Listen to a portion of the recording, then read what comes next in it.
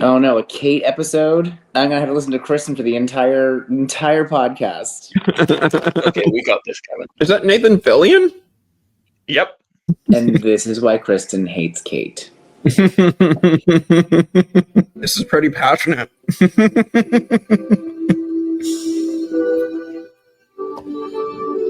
This kid thinks the 16-year-old me. Oh my god! Hey everybody, welcome back to the Tribe of Nerds Lost coverage. Kevin, Kristen, Michael, and I are back with Lost Season 3, Episode 6, I Do. Talking about Kate and Sawyer saying I do. Absolutely not. Don't. Absolutely not. Saying I do love you. Absolutely not. This is no. Mm-mm. Yeah. They got Island Cage married. I don't know what you're talking about, Kristen. Kevin, shut up. Yeah. John Locke has so many things that you can talk about later on in the episode. Kristen's just mad that Sawyer gave Kate all the STDs instead of her. Why do you think he has STDs? That's just rude. Jackass, when was the last outbreak? He didn't deny it. I mean, listen. For a while. Judge people who had STDs. He's fine. It's fine. Yeah. And there was a lot that happened this episode, so I'm interested to talk it through. And so, yeah, any fun facts that you guys have? Well, listen, I'm going to just say these really quickly because then we're going to get to somebody that feels that he has something to say. But with that, the most boring one at this point is the numbers because, like, they're just out there now. We've already, like, set on this, so we're going to do it. Sorry, Kristen. Can I just stop you? Can I just say how funny I find it, how less enthusiastic you get about the numbers episode by episode? It used to be Kristen's number section, and now it's like, well, I guess the numbers. In season one, you were like, I just noticed them everywhere. This is so interesting. I know, but now I'm kind of like over it. Like, now I'm like, oh, okay, it's the numbers. Who cares? Like, I'm just over it. But we already started on it, so we have to finish with it. But Kevin's mom said that she had 4 boys, so that was the numbers that we got in this episode. My mom has 3 boys. What are you talking about? Not you. I knew you were gonna do that shit, and that's why I half tempted not even to say the name. I half tempted to say the husband because I knew you'd say something stupid. But with that, Kevin your least favorite character if it helps. This is the time to do it. Oh, it's happening. It's happening. With that, we also get a blooper in this episode when Kate is making my man work when he's trying to have a day off. She mixes up their job titles. She said that like she was the one that was breaking the rocks and he hauls them. She had reversed it. So yeah. I didn't notice. No. I don't think it's a real. I think they're just making them do physical labor. So I don't think there is a real job. Well, it was just because that was she was saying that like right. Like what we're doing, but she was wrong. She mixed it up. But I mean, I wouldn't expect anything less from Kate. She gets a lot of things wrong. But with that, the other one fun fact is this is the marriage that she talked about in Outlaws in the I Never. So this is the marriage that she was talking about where she's like, it didn't last very long. So okay. This is that marriage. There's one more fun fact. Yes, go for it, Kevin. This episode aired on my birthday in my senior year of college. Best fun fact. That's crazy. Nobody cares. 0 people care about that. I mean, it sounds like 2 of us care, but this aired on my 22nd birthday. I do have one more fun fact as well, piggybacking on Kristen. Sorry to overlook yours, Kevin. It was a very exciting moment. But, Totally. It's also going back to the moment between Kate and Sun on the beach where Sun's taking the pregnancy test and she asks Kate if you've ever taken one. She says yes, and then we see her have the pregnancy test in this episode as well. So there's a lot that stitches back to this episode. Well, I also was going to say that one, but that one wasn't as fun as the I Never moment with Sawyer. I try and keep things all about Sawyer.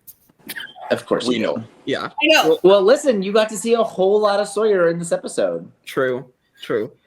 I did want to bring up with Michael's point there that like we've had so many of the female characters, they have like something about pregnancy in their storylines. Ana Lucia, Claire, obviously, Sun, and now Kate. I mean, she brought it up as Michael said earlier, but now we like get to see it. So and Juliet said that she's a fertility doctor. True. Russo obviously had a baby on the island as well. Yeah. Babies everywhere. Yeah. Conception everywhere. Yeah. Interesting. Oh my god. I hate you so much. Should we get Moments of conception everywhere on the island. It's gonna be a long episode for me. Let's jump into this episode, shall we? Because right off the bat, we have to first start off this episode with Kate, I guess, because that's what we're going to be at today. And this god-awful haircut. Like, let's just go there. Like, god-awful haircut. With that being said, no, you can't even, there's no... It's a little weird. It's like, this is... saving that god-awful haircut. Yeah, no, this was Kate on the run. Like, I got to change up my hair so they don't recognize me. Oh, yeah. She really changed it up, all right. Right, but, like, she doesn't know how. No one will ever recognize you with the wannabe Farrah Fawcett. Well, they didn't. 2006. She managed to get married to a police officer and they didn't even realize. Well, obviously, he should not be a police officer. He's not doing a very good job. But it was before 2006. The episode aired, but this is before. This is like years before. So this is like 20 years ago. People made weird choices. We were also wearing low-rise jeans. Like, I don't know what you want. That is true. That was a questionable choice. You are correct. But with that, Kate is in a hotel room. We see her go in and open up a box which contains a veil, and then a police officer knocks on the door. And we know from Kate's backstory this is bad news for her. And she's like, "I don't think I should be opening the door." And then we start to hear it somewhat get a little bit playful, if you will. So she opens the door, and obviously this isn't just a police officer. This is her man, because she jumps on him very excitedly into the hallway there.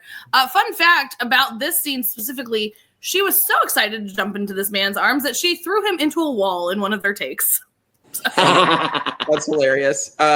Also wanted to mention, Nathan Fillion. And it's funny because he played Detective Rick Castle in Castle, and my mom loves that show. So I'm sure her watching this episode was like, oh my God, it's Nathan Fillion. Yes. He's very well known for lots of things. Yeah. Yes, most definitely. And as we leave our first flashback, also, we haven't had a flashback starting a episode in a while, so that was a fun thing to have.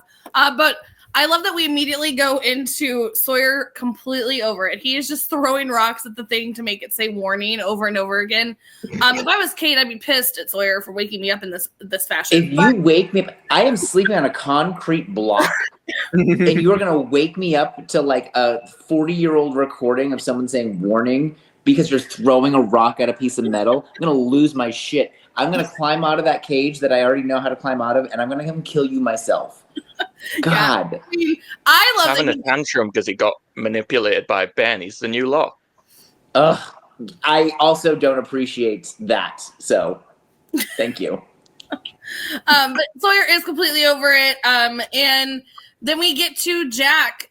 He is looking over all of Ben's medical information, and this is where we're going to stop because I know that lots of people are going to talk about this. But Jack has now become the new sassy. And he is letting Ben have it. He was like, when were these x-rays taken? And he's like, Juliet says they were taken a week ago. And he's like, you were supposed to be in surgery a week ago. This is bad news for you. And he's like, well, whatever you need, we'll do it. And he's like, oh, no. I didn't say I was going to do anything. I just wanted you to know you're about to die. Right. It's so good. And then the other best line of it is Ben saying, well, I'm disappointed. And he's like, well, you don't have to be very disappointed very long. It's so good. Just does not give a shit. And I know that this is the best opening right there with Jack because we don't get many moments of Jack actually being hilarious. Most of the time, he's just stupid.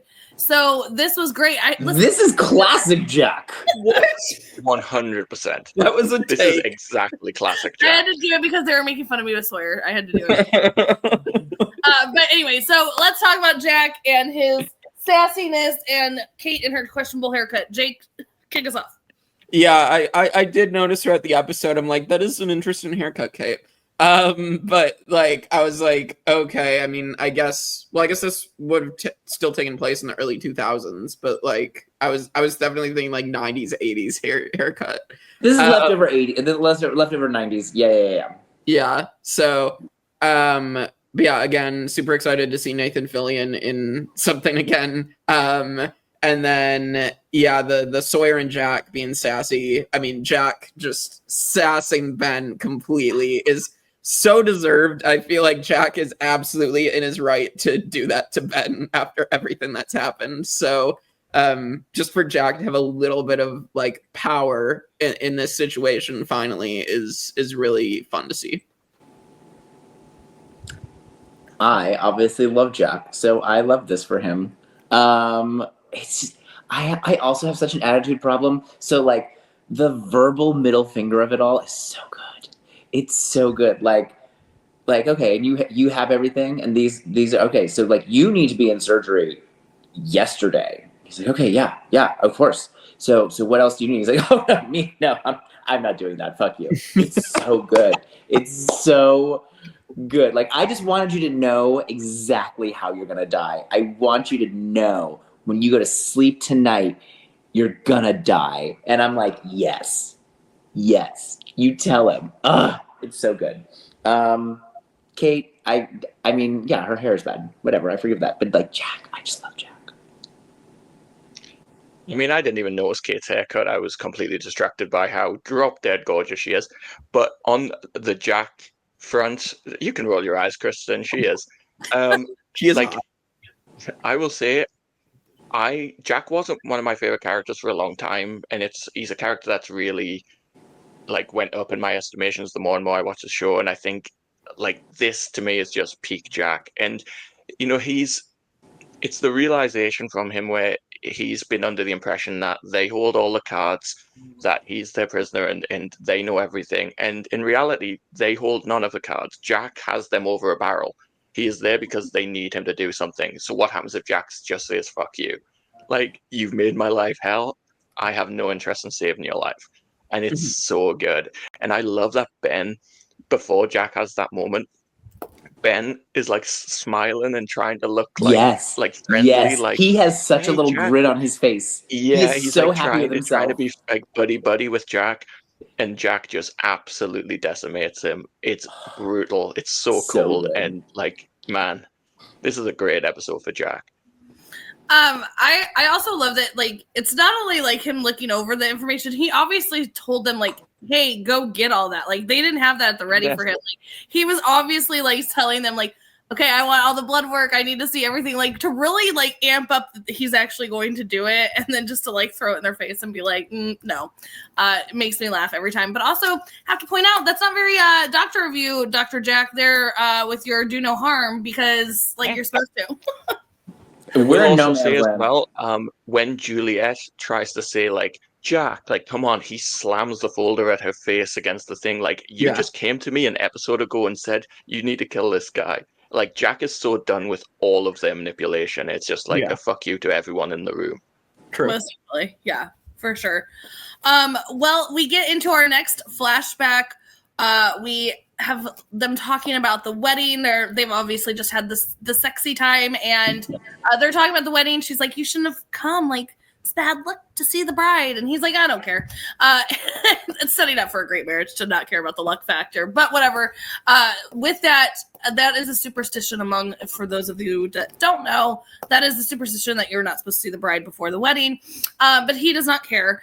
And he is all about Kate in the moment. She's like, okay, you can honestly see that Kate is very into our Kevin here, not this Kevin, the other Kevin. This is gonna be a fun episode. Just bring up Kevin a lot. But she is very into Kevin, but she has the reservations, as we see, because she knows that she is on the run. Also, like, it's a choice to like be on the run and fall for a police officer. I mean, kudos, but also we pretty quickly hear him say Monica, so we know, like, I love you, Monica. Yeah. I noticed that. Monica. Yeah, I noticed that immediately. I'm like, oh, this is another alias Kate has. Yes. So that is the main thing that we're getting out of this flashback, is that not only is Kate getting married with a questionable haircut, but she has not been Kate this entire time. She is Monica. But the most of the things that are happening are on the island for this episode, and this is where Kate made my poor man work. He was trying to have a day off. Danny was being nice and letting him have a day off, and she's like, absolutely not. We're working together. And which we found out she mixed up their jobs, but that's fine too. You're such a gaslighter. I don't know if you're gaslighting yourself or us at this point. Like, you know what Kate was doing there, right? What? You know she was trying to save him, right? Yes, I'm aware. Yes. I was just trying to let him have a day off. Okay. Like you just wanted him to be be alone in the cage where he can't get away from you. Exactly. That's exactly what's happening. And no Kate to interrupt. Correct. I know exactly what you wanted. That's exactly what it is. Mine and Sawyer time. But we also get back to our other people that we have forgotten about, because as we do know that Mr. Echo has died. And so they are sitting there over his body. Let's not bury him. We're gonna just he's just not gonna show up. I have questions about Locke just being like, everybody's had too many funerals, so we're not gonna take him back to camp and bury him. We're gonna bury him here. Do you not think that people are going to start to question where Echo is? Like, do you just think that they're going to bury him and he's good to go? So I'm questioning this. And also, you know who else is questioning it? Saeed. Saeed is on to him and is like, something's not right here. We're gonna go chat. And so Saeed walks off and he's like, what do you think actually killed Echo? And he's like, well, I think it was this monster that you guys keep talking about. And I think that's what brought us here. Saeed, again, is all about the questions with Locke, because Locke never seems to know what he's talking about, but does. He never knows what he's talking about. He's always making shit up as he goes. You never know. But as we see Sawyer and Kate now working, and we hear that there's been a compound breach, and lo and behold, Alex shows up with her little David and Goliath a slingshot. She's like David and Goliath. She's taking him out left and right. It's amazing. But she has come to tell them to run and get out and all the things. And I love that Danny just is like, what are you doing? He's like, we have guns. It just made me laugh because he's just sitting there like, what are you doing? She's like, I want to talk to Ben. And he's like, I bet you do, but I don't care. And they take her off. And as they take her off, she is giving them warning. She's like, you better get out. They're going to kill your boyfriend like they did mine. You need to get out and run away. And then with that, Juliet comes for Kate. She has come to the work site and she wants to chat with Kate. I do love this moment where she's like, I want you to put this over your head, please. And Kate's like, you think I'm going to do that just because you said please? And she's like, well, no, you're going to do this because that guy over there is going to kill Sawyer. So I need you to put this stupid thing on. I was trying to be nice, but let's go. With that, I do love that that's kind of the moment where we brought this up before, that they brought all three of them specifically for reasons, right? So we know that Kate's going to get Jack to do anything. We know that they're going to get Sawyer to do anything for Kate. Kate's going to do anything for the both of them. So it just works out well that they have got this little trio over here. But it is when she tells her that they are going to kill Sawyer that she puts the hood over her head. So with that, let's hear what your thoughts are, Jake, on this next little section. Yeah. I mean, Alex showing up again. I mean, she's been showing up, whenever Kate's around, interestingly enough, to kind of warn Kate, specifically. I wonder if that top is also Alex's. Probably. But no, I found that interesting. I definitely thought for a minute that, because she said Ben and then boyfriend, and then I was really confused for a second. But I was like, I assumed... Ben. I figured it out later after Michael said it. I was the other guy in the cage. So that makes more sense. Again, I mean, Alex is someone that I want to see more of, and I assume we'll get more of, because obviously we know, A, she's Russo's daughter, and B, there's, it's just interesting where her allegiances lie. So I find that fascinating. And then obviously, Kate wanting to protect Sawyer as much as possible, because Danny hates Sawyer, so obviously wants him to die. So yeah. that's kind of my thoughts on this section. I was so hoping when Alex has the slingshot pointed at Danny, she was going to shoot it and break his nose again. I just wanted, I was really hoping that Danny's whole character arc would just be that his nose keeps getting broken. Can you imagine if it's just started to get better and then he gets a rock in the nose? Yeah, but I do like. It is funny that she does turn up a lot with Kate, like you mentioned, and yeah, what happened to Carl?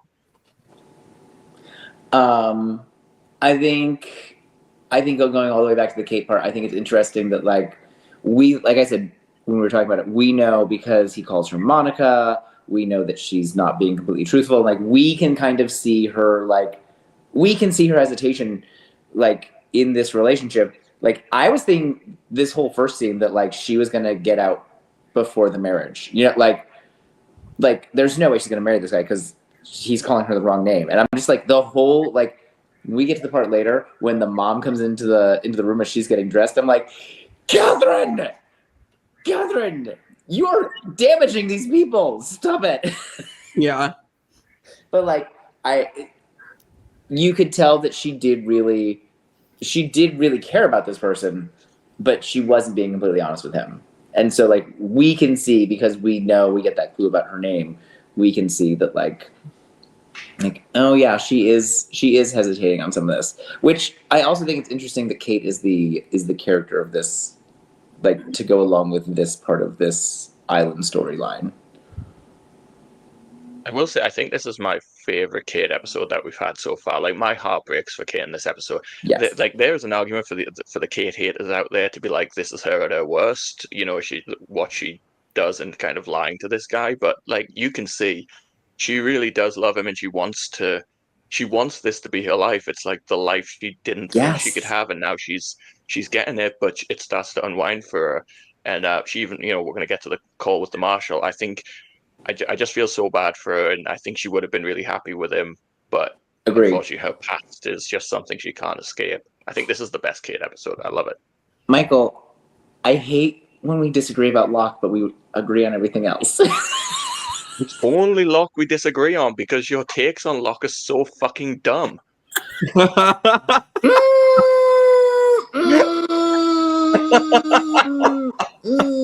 Everything else we're in agreement. Are they? We've got a troll down that way, who just likes to disagree with me. She thought it was not a fun fact that this aired on my birthday because she just hates me. And then we've got this one over here who he doesn't even know what's happening. He doesn't even know the rest of the show yet. Like his opinion doesn't matter. So I don't know. It doesn't matter. And I shouldn't even say that. Sorry, Jake. He agrees with me, no, it's good. I mean, I haven't seen the rest of the show, so I don't know what's going on. Anyway, the point is that yes, I agree. I think that this is like my heart breaks for Kate in this flashback. Yeah. So, go ahead, Kristen. No, I am a firm believer and member of the Kate hate group. But you have a lifetime pass the Kate hate train. I do. You know what? But this is also my favorite episode of Kate. So, it's interesting to. I do understand why, because as a member of the Kate hate group, she is completely horrible. Like these people, she ruined their lives. Like this is bad.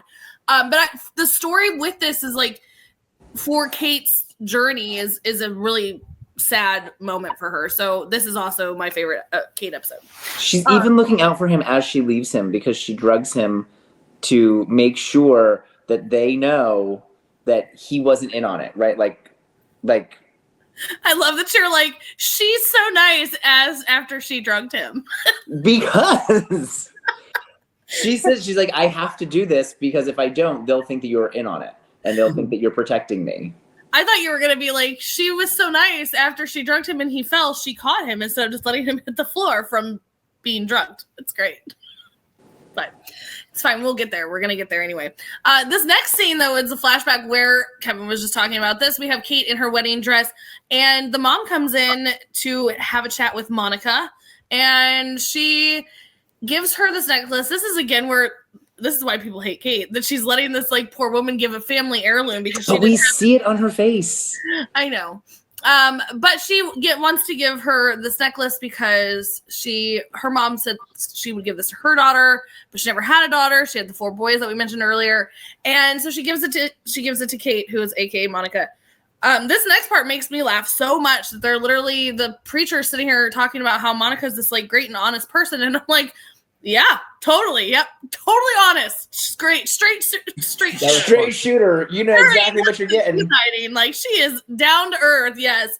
And so he obviously brings up that this is a very honest person. What you see is what you get. There's definitely nothing she's hiding at all. Kiss the bride, and it's hilarious. But we bring in Kate to see Jack after we leave our flashback, and their faces when they see each other. This again, listen, there's so many times that I want to hate on Kate, but like the moment that they see each other, it's like so heartbreaking that they're like so like shocked, sad, happy, like all the emotions, and you see everything on both of their faces. So the fact that Matthew Fox and Evangeline Lilly, to feel every emotion just by reading their face is brilliant. So good job for them. But she comes in and she's like, well, I'm here for a reason. I need you to do the thing that they want you to do. I don't know what it is, but I need you to do the thing. I don't know the thing exactly, but like it's a thing. I need you to do that. And he's like, why? And why he's like, get out. How do they, what's happening? And she's like, well, they were going to kill Sawyer. And he's like, okay, we're done. Thank you. Next, like, gotta go. See you next Tuesday. Bye. He wants nothing to do with it. And she's like, but Jack, please, like, no. And of course, then we have, like, I also love the fact that I mentioned this when we were watching it. Juliet has brought her in, and she's like, I'll give you guys some privacy. Like, they're not going to just go watch it on the TV screens, which is exactly what they were doing. And Ben is pissed. He's like, get her out of there, because obviously my plan didn't work. This is bullshit. I thought Kate was going to help me do my thing. And he's furious. The look on Ben's face when that doesn't work, he is pissed. I mean, that was his guarantee, right? Because that's the whole reason why they brought all these people over here, because those are the ones that are going to make each other do stuff. But before we end this section, I'm going to go into our next little flashback, which is Kate. And she is grocery shopping for taco night. I wonder if it was Tuesday, because taco night on any other night but a Tuesday is just unacceptable. But right, like Taco Wednesday makes no sense. Right, exactly. Taco night. But we do get her leaving the grocery store to where she calls none other than Shrapnel Dude is back. Shrapnel Dude is back in the flesh of it, and she calls to tell him to stop chasing her. She wants to settle down. She's in love. Leave me alone. Like, you don't want to spend the rest of your life like chasing me and being wrong. And he's like, all right, I'll cut you a deal. If you can actually stay put, I will not chase you anymore. But we know that won't happen. Putting the doubt into her head, because this is not who Kate is. She is always the one on the run and all of those things. So that's where I am going to stop it. Jake, what are your thoughts on good old Monica and her honest wedding along with Kate and Jack? It was hilarious, knowing that everything the priest was saying was not true. So I found that funny. And then obviously Kate and Jack again. Ben's plan was obviously because Kate being there is going to get Jack and Sawyer to like both comply and do whatever, and vice versa for Kate. So that was a good plan. And then obviously, Jack is still Jack and has his own plan, as we'll find out. But obviously, it kind of backfired a little bit there. And then, the Shrapnel Dude coming back, I definitely thought they said his last name was Marsh. And I was like, Marsh the Marshal. That's so on the nose. But no, I misheard that. But yeah, I mean, Shrapnel Dude being back. Hooray, I guess. For his I was happy to see him. Yeah, I do think the layers of manipulation by Ben and Juliet are just they're so good at this evil game that they play. Like have Sawyer there to get Kate to get Jack to do what they want. Right, and Juliet always being like nicely to say something, but it's still something pretty evil. Like, I mean, put the bag over your head, or we're gonna kill Sawyer. But shh, right? Like, that's insane. You're super crazy. She said, please. Yeah, the heartbreak for Kate at like the whole thing of like this family loves her. Like they all love her. The mom loves her. Like she had 4 kids. She had 4 boys, and this is the one she gave the necklace to. Right? Like they love her, and she's like, "Please just leave me alone." And he's like, maybe. So poor Kate. There was one other thing that I was thinking of. I'll speak up when I think of it. I do find hilarious how on the nose the speech from the priest was. It's kind of like silly writing where like it's almost like the priest knows. It's like, you can go on the run together. They might as well have just said that. Yeah. But yeah, I love the whole scene with the mother-in-law. They find it funny where she's like, mother-in-laws aren't meant to be this nice. It's like, yeah, they clearly have accepted her into the family, and this is Kate's perfect life. And it just unravels all around her to the point, even reaching out and calling the marshal is like crazy. It shows how desperate she is to try and cling on to this life. And, you know, things would have been fine if he didn't book a trip abroad. But don't go to Costa Rica. Yeah. I mean, I'm sitting there and I'm like, Kate, you clearly like fake. Like, I know that when I've had to like be a godparent, right? Like, I got to get some priest somewhere to like sign a paper that says that I've been going to their church, even though I haven't been going, right? Like, you faked things. You've faked documentation for things, Kate. You can fake a passport. Come on. You've got weeks to work with here. He didn't book this for next week. Come on. She tried to do it on the island. She tried to fake a passport. Right? She clearly learned from this cock up.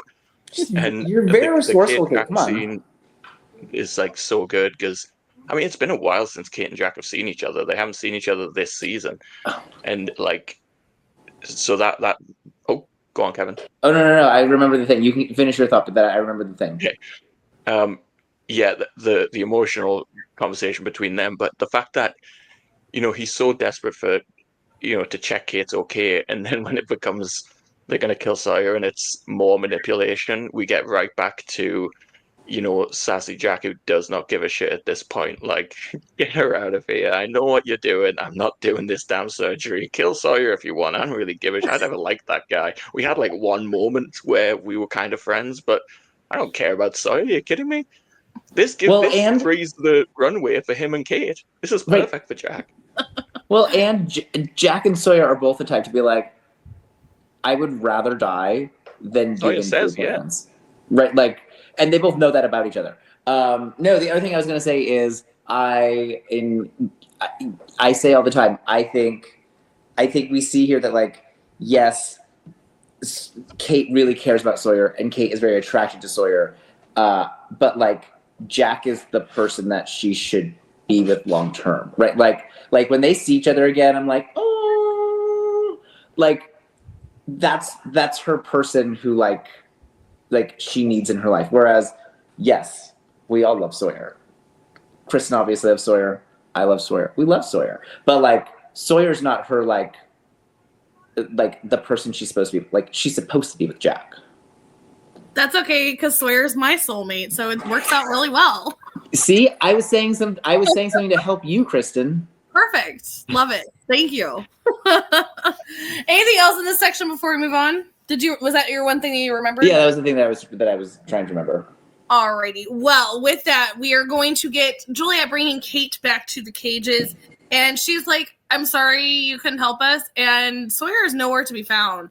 And she's like, "Where's Sawyer?" And she's like, "Yeah, about that. Sorry you couldn't help us." Yeah, like I love that she like leads Kate to think that Sawyer's already dead, and then you hear like Danny going, "Move it forward," and she's like, "Oh, okay, we're good. But I also love that even Juliet realizes Danny is like batshit fucking crazy. Just like she's like, "Danny, knock it off," and like he cracks Sawyer up over the head. Like if he's not been through enough in the last couple of days, like leave poor Sawyer. You probably shouldn't have the guy whose wife just died in charge of security for the survivors. Like you probably give him a holiday. Yeah, right. Probably I'm not. starting to think that this organization is not as organized as they want us to believe. We've Oh, seen that the others have like a nice holiday home in a little clearing from episode 1. Like, send them to the holiday home to like Right. just He chill needs out. to go back to that. He needs to go back to the book club. Yeah. He's not And invited to that right. either. He's got a lot of anger issues. Right. And we'll take somebody else.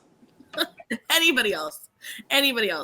I also love, like, I also need to point out that the bald dude, like, what exactly is your, like, what is your duty? What's your job title here? Because it just Henchman seems number 1. Right. like, I don't understand your purpose here, sir, but okay. Muscle. His job is muscle. Yes, because obviously Danny needs it. With that, we go to Locke and the rest of our crew burying Echo, and Locke is gonna do his little eulogy. He went out to get the Jesus stick, and lo and behold, as the Jesus stick, as he's putting it in the ground, he gets a little message. And it says, look up your eyes to the north, John. And John, Yeah, lift your eyes and look north. Yeah, and but I love that the part is John, because, like, you know what I mean. But it's for the Bible verse from the book of John. But it just like flowed. It's kind of like, oh, there really is a message for Locke there. And so, of course, that kind of stops Locke in his tracks of, okay, well, what does this mean? Bringing us back to Kate and Sawyer. This is the part that I don't want to do at all, but we're going to have to do it anyway. They start arguing. Kate is all kinds of pissed. She's like, listen, we're getting out of here. I'm over this crap. Like, I'm over, like, all the stuff. We need to get out of here. You're going to get out of here, if not for me, because they're going to kill you. Like, it's time to go. And where Sawyer's like, there's nowhere to run to. I also love that, like, we're going to talk about this too, because Kevin kind of already brought it up, that Sawyer he would have never, like, he's agreeing with Jack. Like, we're not doing the surgery. Like, I don't know why you're telling them to do the surgery. Like, screw my life. Like, I don't care. Like, yeah. My life doesn't need saving. Like, he even says it, like, no, Jack is 100% right. This is not something you should be doing. Of course, Kate doesn't want to hear that. And that's the whole purpose of breaking him out. And he does not want to leave. He found out a while ago, thanks to Ben, that they're not even on the island. I like that he also says to her in the whole moment of this fight, unless you're a mermaid or you have a boat, we're... He's still sassing her even now. I know. I love it. It's great.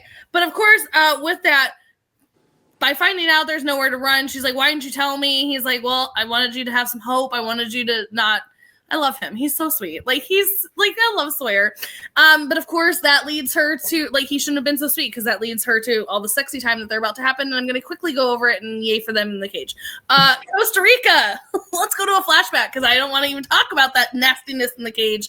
But this is where we were talking about with Costa Rica. Kevin already brought that up, that this is what kind of sparks Kate into being like, I need to probably get out of this, because she's on the run. She can't get a passport. So, I mean, I agree with Kevin. You had time to fake this stuff. Like, you have to go show your license and all these things to go get a marriage certificate. So we already know you have that. Like, the birth certificate, type something up, whatever. Like, you're fine.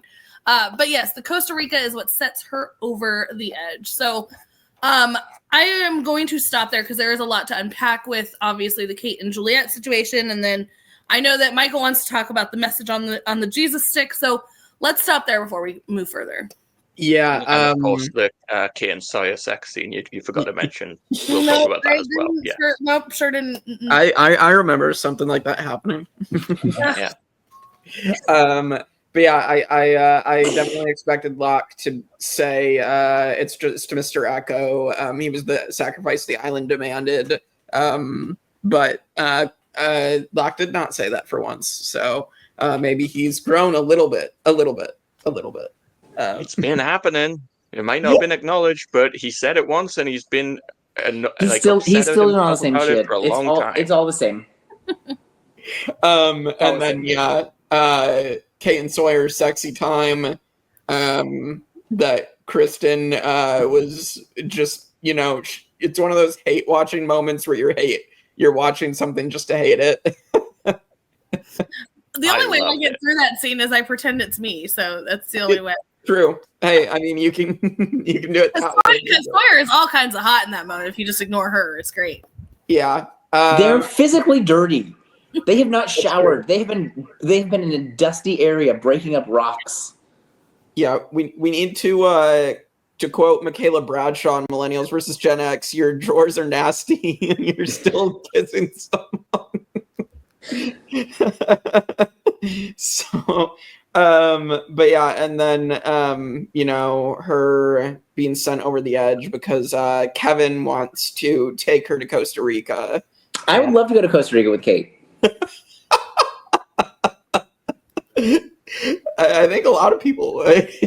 I would take her to Costa Rica to leave her there, but Right, because you would try to get away with murder in another country and then not get extradited. That's what you would try. I mean, I'm just trying to have my time with Sawyer. It's fine. Right, True. to have Sawyer to yourself. 100%. So Josh Holloway, if you need her address to file a restraining order, please let me know. We have expressed this, that it's not Josh Holloway, it's Sawyer. Josh Holloway, if you need her address, let me know. Better to get a restraining order and not need it than need it and not get it. Exactly. Listen, we've met in person. We've had this discussion. It was fine. He doesn't remember you, Kristen. I know he doesn't. What I'm saying is that I behaved myself when I met him in person. That's Because there were witnesses. It's true. Anyway. I would just like to say how sweet it is that Locke, you know, Saeed goes with Locke because he's suspicious that Locke is up to something else. And the only thing that Locke is up to in that is different to what he said to the group was he was going to get Mr. Echo's stick because he didn't feel right about burying him without it. That is just undeniably a very nice thing to do. And burying Mr. Echo was something that means a lot to him. Like, that is just sweet. You've got to at least give him that. Really? No? Kevin's not going to give him anything.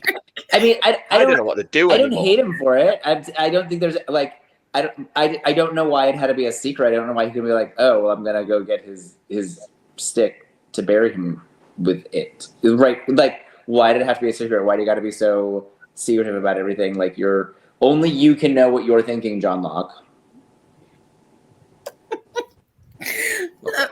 Michael, you're never going to win this battle. I know. Oh my god! I know that there are millions and millions of John Locke fans out there. I don't need Kevin to have my back. And I will say, the Kate Sawyer scene, as much as you might not want to watch it, it was an incredibly passionate scene, and like the chemistry between them is incredible, and it's so sweet. Like, this has been building up for like 3 seasons, and the fact that Sawyer, you know, was protecting Kate in that moment and not telling her, and he didn't want her to lose hope. It's so nice. And then we're going to get to the post activities conversation, which is even more sweet. But yeah, I love this moment. It's the culmination of 3 seasons of lusting after each other. I think John Locke is annoying because it's immediately like, well, what was that? Well, they call it the monster, but what if it's what brought us here, and there's a bigger purpose, and everything happens for a reason? Like, what if that's the case, John? But what if it's not? And like, have you ever considered anything else? Have you ever considered that maybe you don't know everything? Because you say I don't know to like every question that gets asked of you. Anyway, sorry, I had to get that out. It annoys me. He annoys me so much. Like, he doesn't know things. It happened like 10 minutes ago. So he doesn't know things, but he just is so confident that he knows them. But even when he says I don't know, he's just so confident that like he's right anyway. God, it's so annoying. I love that we had a delayed rant. This should have happened this happened 10 minutes ago. Yeah. And like, there's no reason not to bring him back to the beach. Why not bring him back to the beach? No reason. Just bring him back to the beach. Bury him there. You could bang his Jesus stick into the ground there too. Like, it's fine. You would still get big guy. They're a long way away from camp. Nobody's trying to drag. Okay. That's the real story. That's why he doesn't want to do it. He's just a big guy. He doesn't want to take it all that way. Echo would have done it for you, John Locke, but it's fine. If roles were reversed, he would have thrown you over his shoulders, and you would carry Boone. You carried Boone through the jungle, and you have 4 other people to help you, but you're not going to carry Echo. Okay, lazy. Anyway,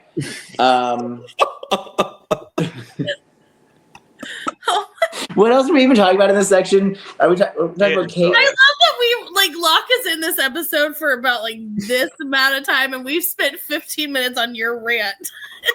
I don't like him. No shit. Really? Shocking. We're shocked. Are we talking about this is where Kate called? No, because he'd already done. This is where she can't get the passport. Yeah. This is where he surprises her. He does a very nice thing and surprises her with the honeymoon. And they're not going to Disney World, even though this version of Florida has no sense of geography, and he's filling out paperwork for Tampa and Miami-Dade, which is hours and hours away from each other, but it's fine. They could just go to Disney World because apparently it's just a hop, skip, and a jump for them, but they're not. They're going to Costa Rica. And she's like, shit, Shrapnel guy was right? Poor Kate. And lucky Kate that she is now not married, and now she can have sex with Sawyer and not have to feel like she's cheating on her husband. Yay. Well, let's move past that time because, I don't need to hear her, having sex. You don't need to hear the moans? I don't. We don't need to hear that. Anyway, but we do get to, again, this is where Michael is leading us into, after the sexy time, we have Sawyer definitely being the girl, but so remember that time that you said you love me? Was that true? And she doesn't even respond. She just kisses him. And she just said, tee, boop. Apparently that means yes in Sawyer's book because he goes, I love you too. But also, come on. I love him. He's so cute. So cute.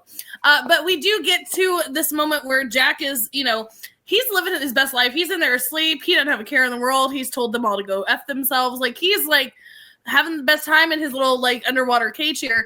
But we hear the speaker start to go off and he's like, hello, what are you trying to say to me? I'm over this stupid thing. The speaker that supposedly doesn't work. Correct.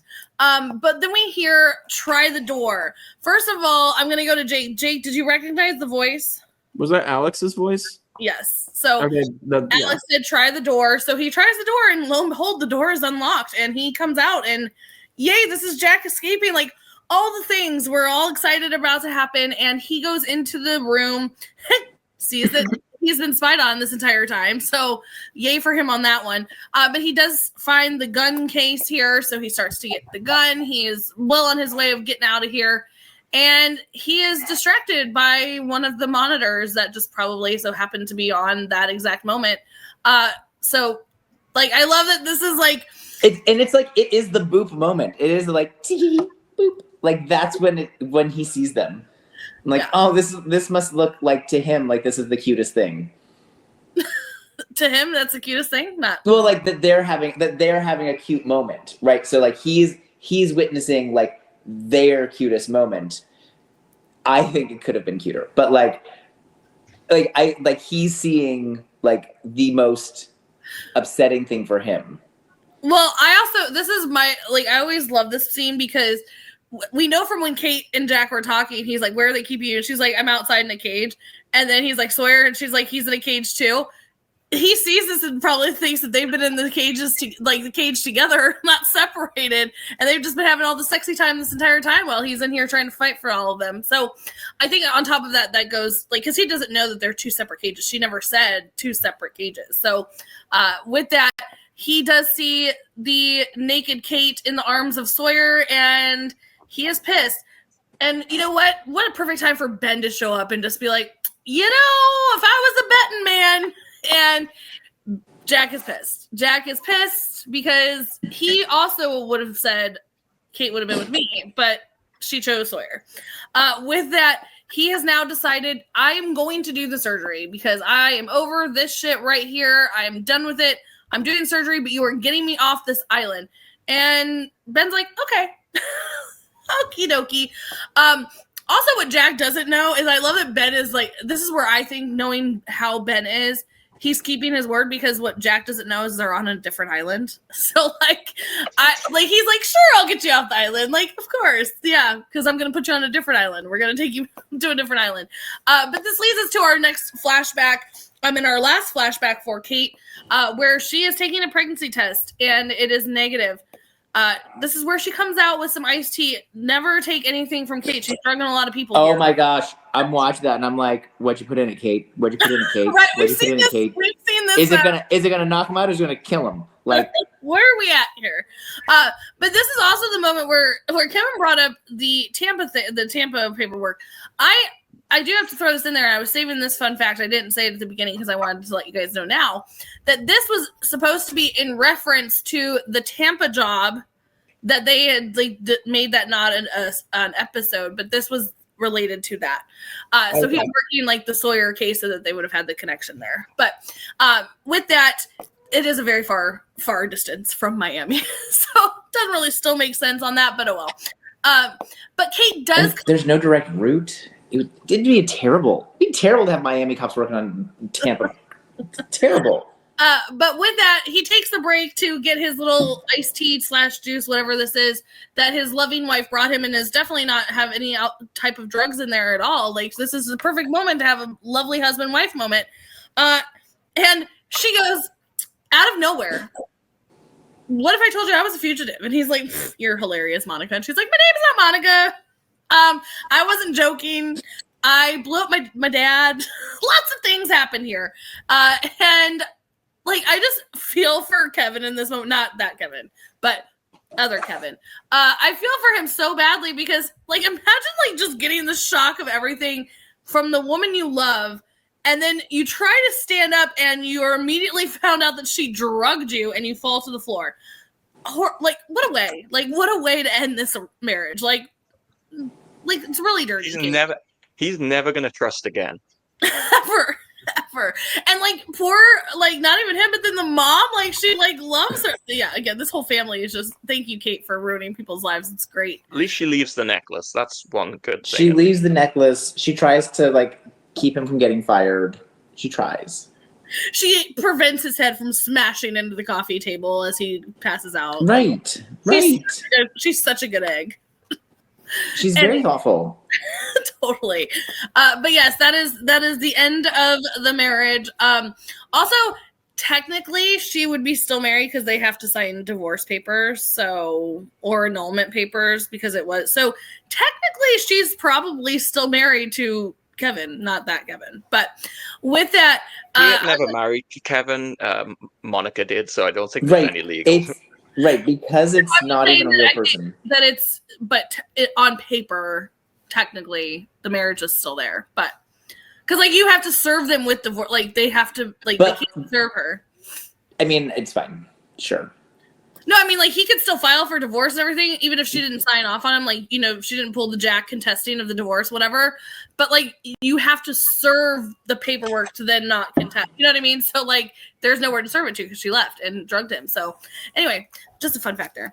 I'm gonna let you guys, because this next part is gonna be long. I don't even want to. So I'm gonna stop because I don't want to try and connect this with other stuff because there's too much in this last section. So, Jake, walk us through your thoughts on the Jack saying I'll do the surgery now after him saying no. Yeah, well, I was curious if Jack had some other motive, I mean, obviously, like they make the deal, so you know he does have the motive of doing this so he can get off the island. So clearly, like that made sense to me, and but I didn't know if he had some other plan until we'll get to the next big chunk of what happens. But I definitely found that interesting, and now that Jack is now in a position that he can make these deals with the deal maker, and so I do find that fascinating. And then, drugging poor Nathan Fillion. The poor man. I don't know. I feel like he was one of the good eggs in the flashbacks. So I do feel bad for him. Because he didn't really do anything wrong. So no. I think like my thing that I thought about this is just that if the pregnancy test had come back positive and she was pregnant, she would have figured out a way to stay. Mm-hmm. Right? Like, but because she wasn't, that was like, okay, then I have to go. Like that's how I like. That's why she was so sad at the results of it.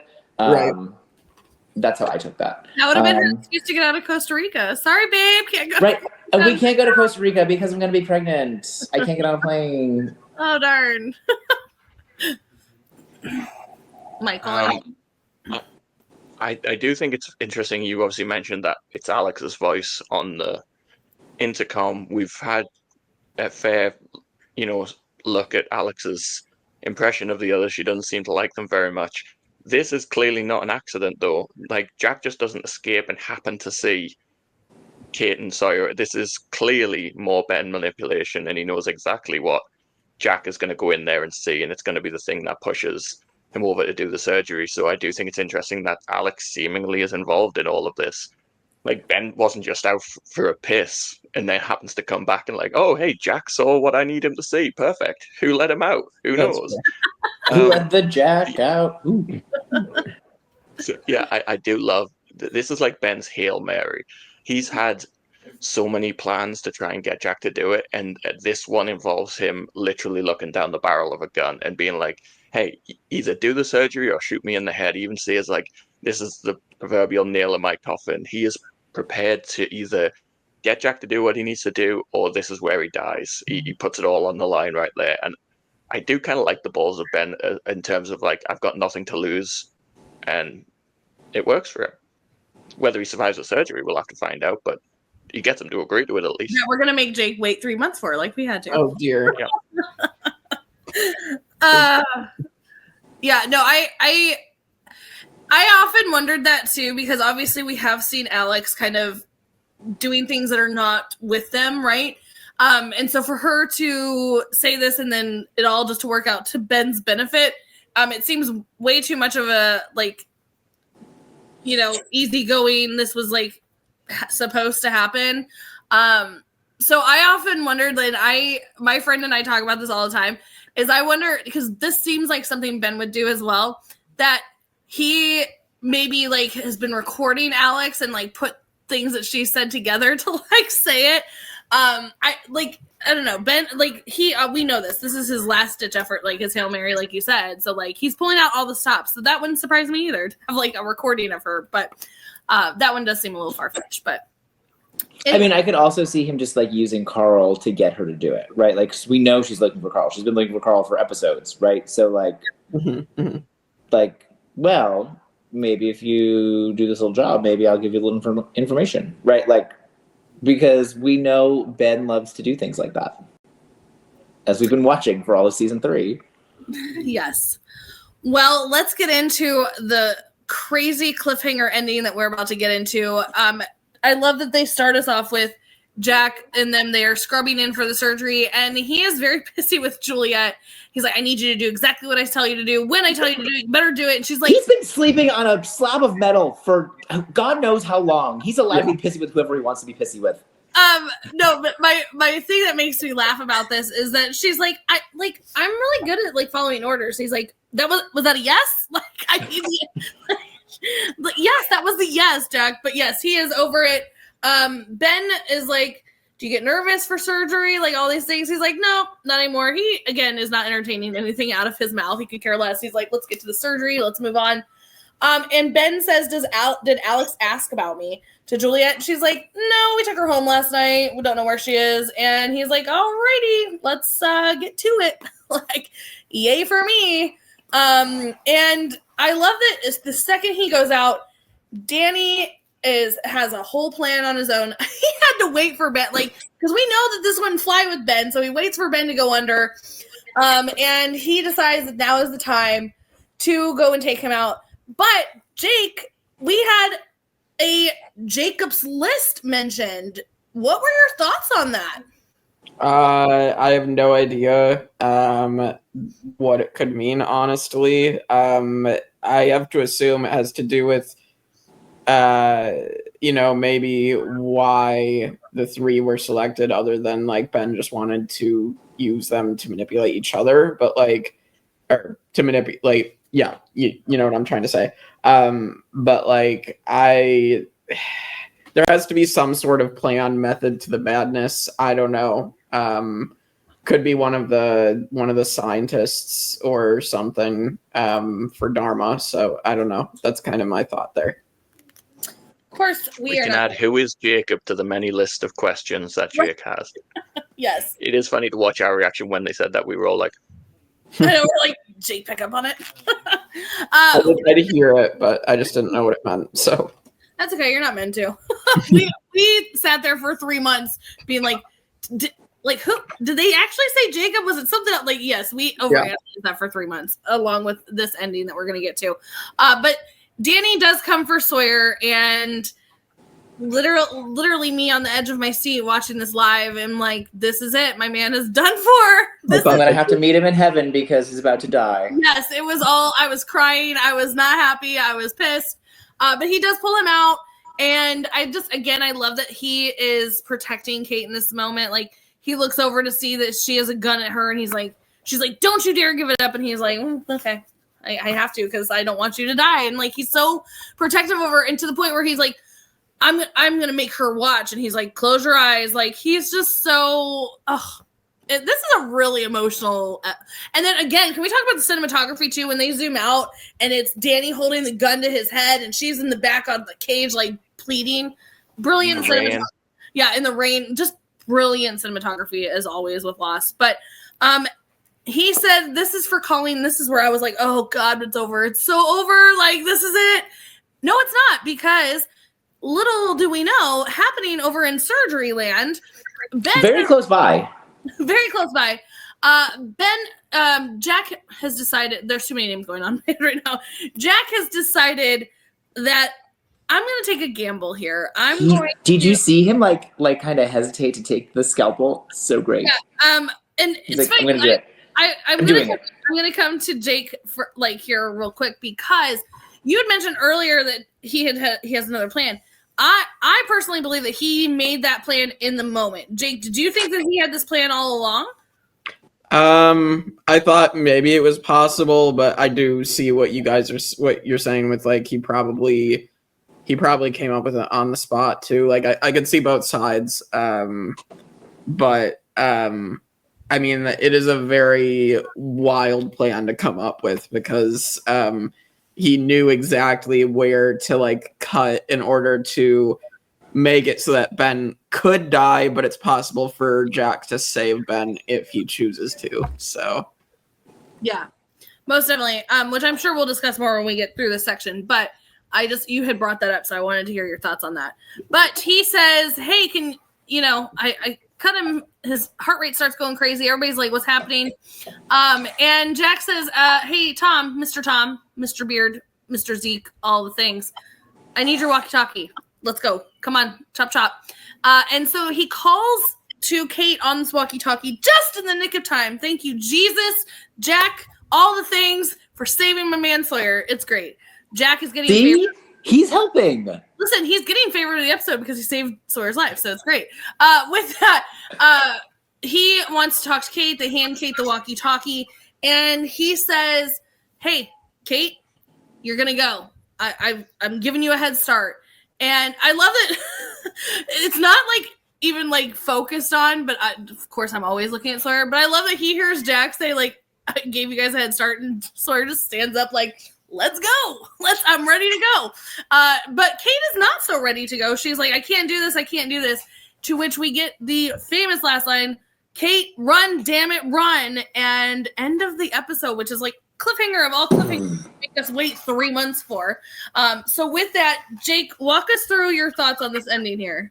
Yeah, I definitely thought Sawyer was dead. I mean, I was like, wow, this is how they end him. And I guess it would have, it definitely could have happened because we've gotten enough backstory. We've obviously had Kate and Sawyer, and so Kate is now motivated by his death, perhaps. Obviously, so it was definitely a possibility of happening, but I was happy to see him not die, and for Jack to figure something out in the nick of time. And like I said, it was pretty crazy to cut the slit in the kidney and then just be like, oh, I could fix this, but if I can fix this, but you got. Time's ticking. yeah, yeah. So I could thought- also not fix it. yeah, I thought that was crazy. So really crazy moment, and I hated that it ended there because I was like, it was like right at like all the tension and the climax of the episode, I thought, and then all of a sudden, I think the climax of the episode happened in the cages earlier. Shut up. So stupid. I do think it's little things that they do in this episode and in previous episodes that really do sell that this could be the end of Sawyer. They do the exact same thing they did with Charlie's fake death in season 1, where Jack's trying to resuscitate him. They kind of cut away, the music's building, and then we cut back and we get the moment where he's fine. Also, we've seen, Shannon and Saeed had sex. Shannon immediately dies. Anna Lucia and Sawyer have sex. Anna Lucia immediately dies. All of a sudden, Sawyer gets his wish with Kate, and it's like, oh damn! It's the rain. Is a trend? The same rain that Shannon got shot in. The exact same drops. wow. I have a couple of questions for Jake as well in this section. I just want to get his thoughts on. This is just a little thing. If you don't remember it, it's totally fine because it's been a long ass time, and we'll get to it, in the future maybe. But do you remember the story that Jack is talking about that he told her on the day of the crash? Not at all. It's been what? Well, we better hope that Kate remembers it because Long time. she needs to hear I that. do like that. I do think that's a really good way of Jack being like, this is only a story that he's told Kate, so if he gets the story, he knows that she's okay. Like, no one could be forcing her or anything like that. It's Yeah,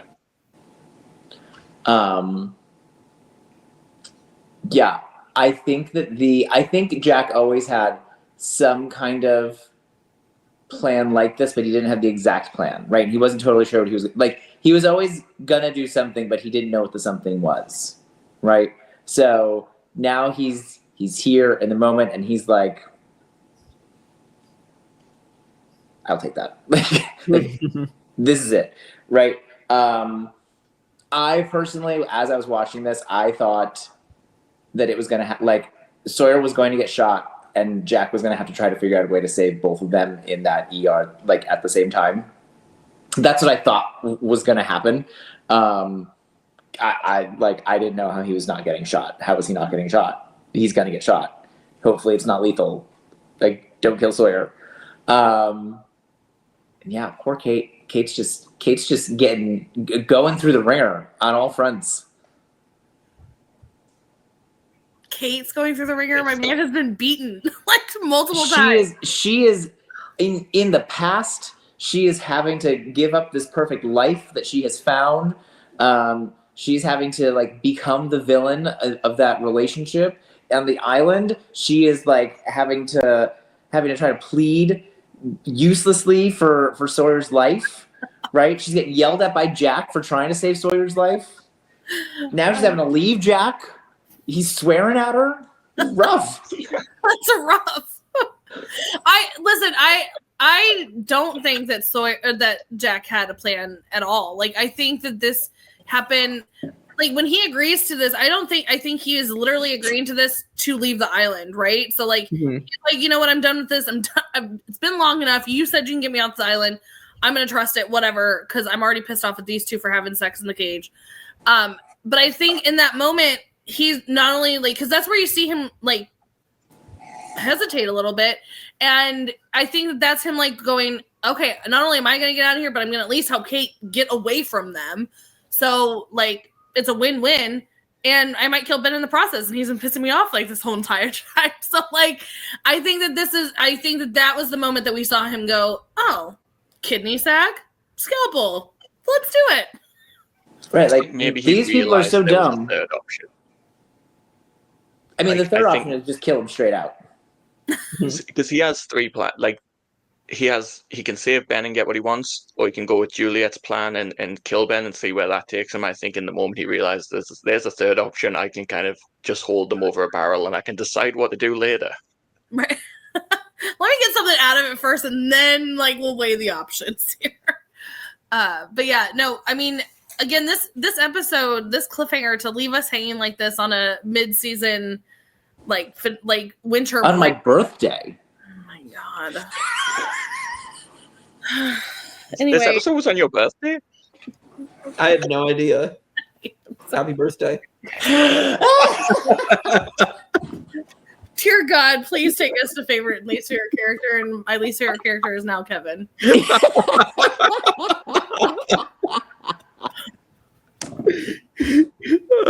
All right. So favorite, I'll go with Jack because Jack was sassy and like what he ended up doing this ultimatum, and really this is the first time Jack is now with some cards in his hand. So I thought that was really fun. Least favorite character. I'll go with the angry man trying to shoot Sawyer. I'll go with Danny. So if only he broke his nose. So again, but yeah, that's my pick. I think for favorite, I said at the beginning, this is my favorite Kate episode. My favorite character is Kate. She gives an amazing performance in this episode. She's incredible in this episode. And like you said, this is a big episode that's going to lead us into the winter break, and it's put on Evangeline Lily's shoulders, and she's just incredible. There's such a range of emotions with Kate in this episode. And we've discussed how frustrating it is for Kevin and I, as Kate fans, that her episodes are often kind of underwhelming and don't showcase her in the best light. And I think this really did a good job with Kate. Least favorite, I mean, probably has to be Danny, right? He just sucks.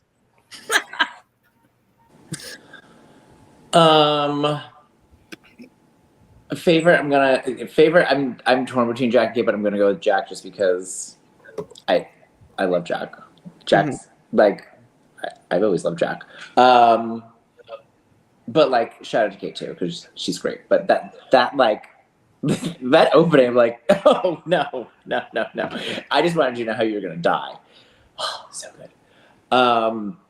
Least favorite. I mean, I guess Danny. There's a part of me that like I very much love Ben's performance, but I want that man to lose. I want him to lose. I want him to not have the upper hand for once. Like I hate him. I root against him so hard. Like, oh my God, just failed once. Something happened and not go your way. Like not land on your feet.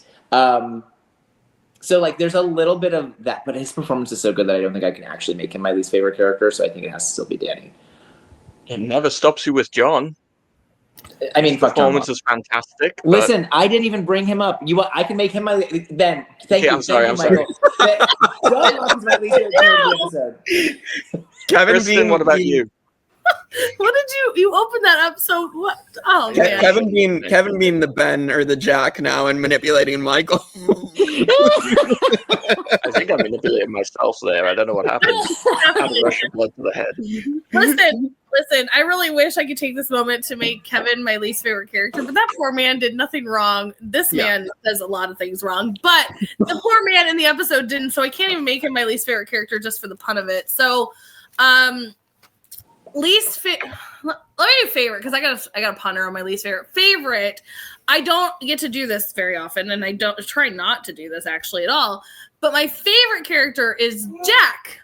And I thought you were gonna say Sawyer just to be an asshole. I thought she was gonna go Kate. I was so excited. But hey, you gotta get what you can get from me. But with that, Jack he's hilarious in this. Again, the sassy opening of him, like I just wanted to know how you were gonna die, and then being able to finally take the power back into their hands. I love that he was able to accomplish a lot of great things. Least favorite.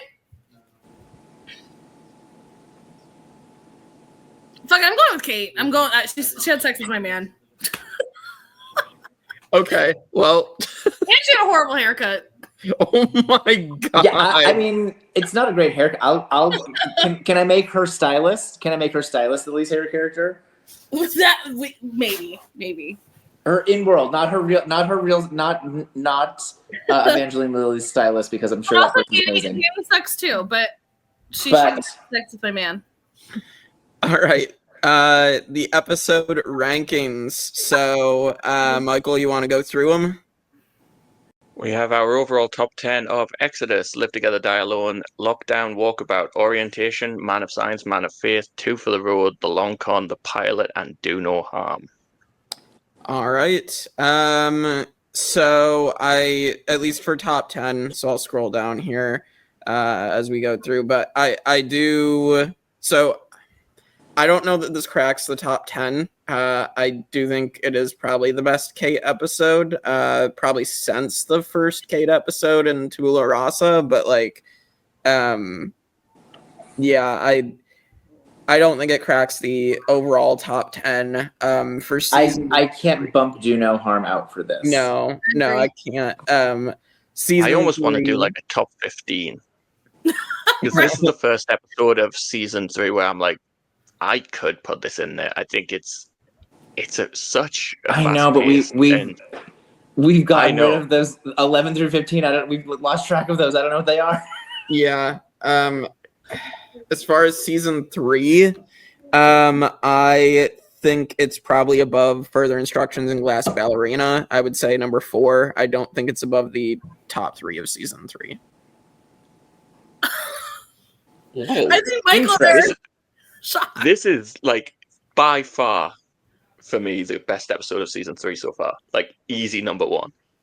Right. I would have said I would say for me the top 2 are this and A Tale of Two Cities.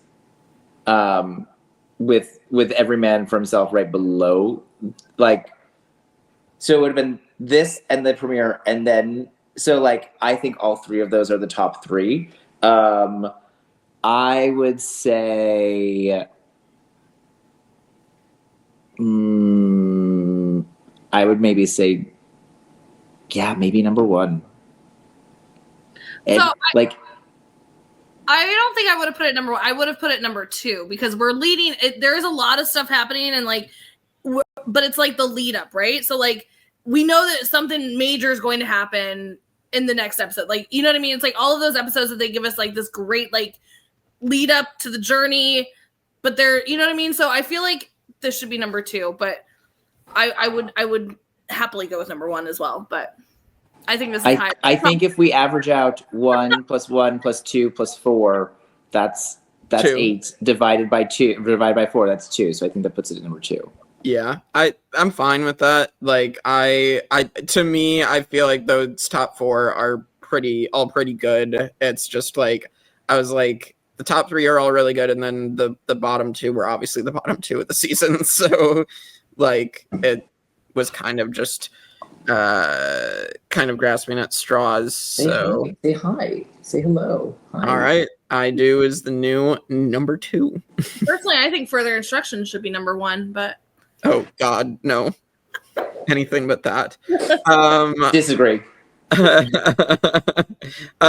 yeah, that is I Do, and yeah, if you do want to subscribe, like, share, comment, all that good stuff, please do that so you can watch more Lost and watch like our Survivor coverage, Marvel coverage. We're gonna be actually booting up season 2 of the Pokemon Soul Link here shortly, and with that, yeah, I'll let you guys get to your spoiler section, and we'll see you all next time on the Tribe of Nerds. Fuck John Locke. Shut up.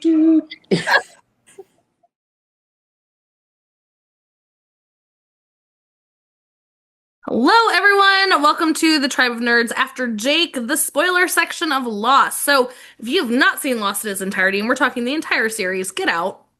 Especially for this one. Go. Get out. Go. You've got to go. Like, comment, and subscribe on the way We're out. going to season 6. Right. The end of Going season all 6. the way. Yeah, that should have been plenty of time. If you're still here, that's your own fault. So Comment why you didn't leave when you were supposed to, if you haven't left yet. this is again more time for you to leave. But yeah, okay, right off the bat, guys, we have Jacob mentioned. Dun dun dun. Jacob mentioned. It's a very weird place to put Jacob, but I mean, whatever. It's a Jacob name drop. When did we finally actually meet the real Jacob? Like Season 6. The season it's not until 5 finale. Oh, you're right. Yeah, it is the finale. Yeah. But we like get his everything in 6 though. Right, we get his whole story. I don't think we actually meet him, but like we also know that there's like people think they're talking to Jacob, but they're not talking to Jacob. There's Right. a whole lot of Jacob going on in the series. Jacob is Christian Shepherd, but he's not. That's not Jacob. Not Jacob. This is, you said, you want Ben to not have the upper hand just once. This is, the beginning of learning that Ben is being manipulated and has been manipulated for a very long time. And, the things he thinks he's doing for Jacob, Jacob don't really give a shit about Ben. Which he says. It's like, Yeah. You're not. What about you? Right. Yeah, I mean, I think, like, here's where, like, the mention of Jacob and, like, the fact that it's, like, we're going to get a little bit more of Jacob, but we don't get anything until season 6. This leads to so much confusion from, like, from 5, sorry. But, like, this started the entire confusion for the Lost fandom of, like, I remember this is like where I started like pausing things and like, you know what I mean? Like looking as intently at like when in the rocking chair, like all these things, right? And like you're just trying to figure out Jacob. And then like to get where we get with Jacob leads to even more confusion. Like I feel like I never get satisfied with Jacob ever. Like I never get satisfied because it leads to more questions for me. But what are your guys' thoughts? What, on like Jacob as a whole? Yeah. I mean, the thing is that like Jacob is the good guy, but we associate good with doing good things. Whereas Jacob's version of being the good guy is just that Jacob allows people to make their own choices. So like, because he allows people to make their own choices, sometimes people make bad choices. And sometimes he'll make choices that hurt others. And like, he lets that happen because that's part of what he does. There is a little bit of manipulation that he does to like get people to come to the island too. Yes, I get that. But like overall, Jacob's thing is people should have choice, whereas his evil brother, the smoke monster, the man in black, doesn't want that. He wants to do bad things. He just wants to go home. He just wants to escape the island. I love Jacob as a character. I think he's so fascinating. I do not think Jacob is a good guy. I think he is maybe one of the worst characters in the entire show. He's the Glinda, where you find out Glinda's been the bad one all along. He is the better one than the man in black. The man in black is very clearly the bad guy. So like of the two, he's the good guy. But he's not like a classic he's not a good guy who like does heroic things. That's not what makes him a good guy. He's flawed. I think that Jacob is one of those that I just, like I said, immediately, like, this is where you start, like, who's Jacob? Why does he have a list? Like, what's going, like, this is where all those questions start.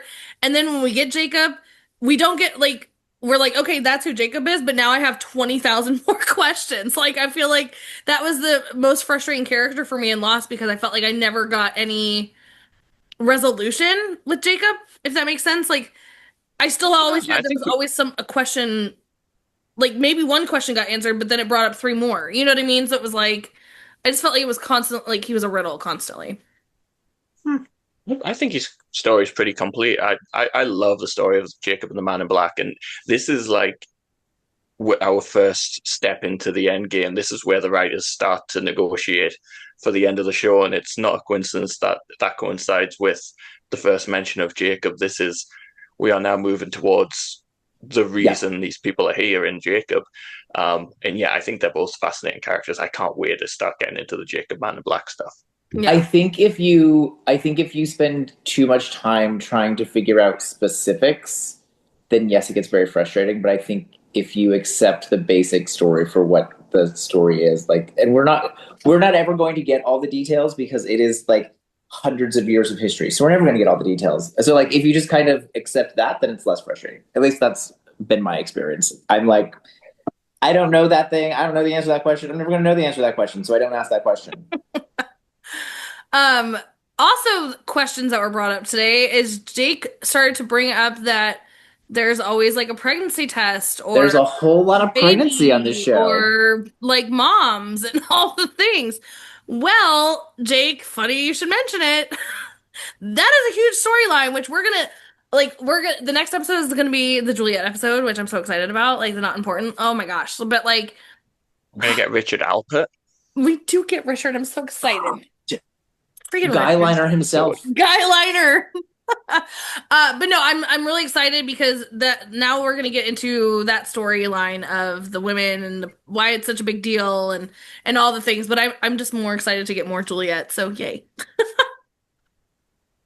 Yeah, Anything there's else? been so many questions of like Juliet's motivations and is she a good guy? Is she not? I think this episode, we get to see her backstory and we do get to start to sympathize with her more and the reason she's on the island and she wants off just as bad as the rest of the characters, with the exception of Locke, obviously. Right. Well, and I think that's where, like, a couple episodes ago when she was telling Jack to kill Ben, like, this is the reason why, because literally that day that they, like, the plane crash, she was dangling her thought dead sister and baby in front of her. Like, so he's such an asshole. He's such an asshole. I love Ben, but he's an asshole. Oh yeah, undeniably. Yeah. That was cruel. That was so mean. But yeah, so I would have made a plan with Jack to kill him too. But anyway, They would have saved themselves a whole lot of trouble if they just killed Ben here, because Ben is going to be a menace to these people for a long time. Yes. it's so bad to think of it, like the torture that all this. He could have just shot Ben in the face in this episode. Just shot him right there. We would have missed out on the greatest character ever. So I'm so glad Jack didn't. I mean, I'm glad for the sake of the entertainment value of the show he didn't, but like, Jack, you probably just should have done it. in the world of Lost, you probably should have just taken him out when you had the chance. I also love, like, that with this mention of Jacob too, that, like, right, we were led to believe for so long that Tom was the head honcho, like the boss of the others. Then we get Ben, and now we get the trickle of Jacob, where it's like kind of like but even before, like, we get Jacob's name here, but then we're gonna get Richard. So then it's like, well, Richard was originally, but then nope, even before Richard, now we've got Jake. It's just kind of we have Charles. Charles is going to be thrown in there. I know. The leader. Like, crazy. But yeah, I do love that we, like, all these people that we thought are the leaders are not actually the leaders. So, and Tom, like, like, I love that he went from being the bearded, like, kind of like badass tough guy to he's just like, yeah, I can hear you. What's up, Jack? Like, me? You want my walkie-talkie? Yeah. Even when he's like yelling at Danny to go, he's like, just do it. It's like, that's not scary. You just sound pathetic. But I just love that we went from Tom being very scary to stealing children off boats to him just like sitting up there reading a magazine as Ben's getting his kidney sack ripped open. So it's great.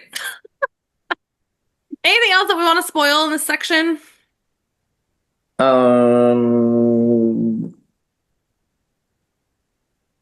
I think I'm done for now. I mean, Kate's gonna end up with Jack. She's not gonna be with Sawyer. I mean, that's fine with me. Like, I'm honestly totally fine with it. Like, she can have that horrible relationship. that just tragic, crazy, all the things relationship. Meanwhile, Sawyer's having the best life of his life with Juliet. Anyway, with that, we'll be back for another episode. Like, comment, subscribe, no spoilers, but like all the things. You guys know the drill. Tell us, are you Team Kevin and you can't stand John Locke? Or are you Team Michael and you love John Locke? Are you Team Kristen and you're just a troll and you'll just say whatever? You don't care about any of that bullshit and just love Sawyer. Like, it's great. With that, we'll see you guys next time, and bye.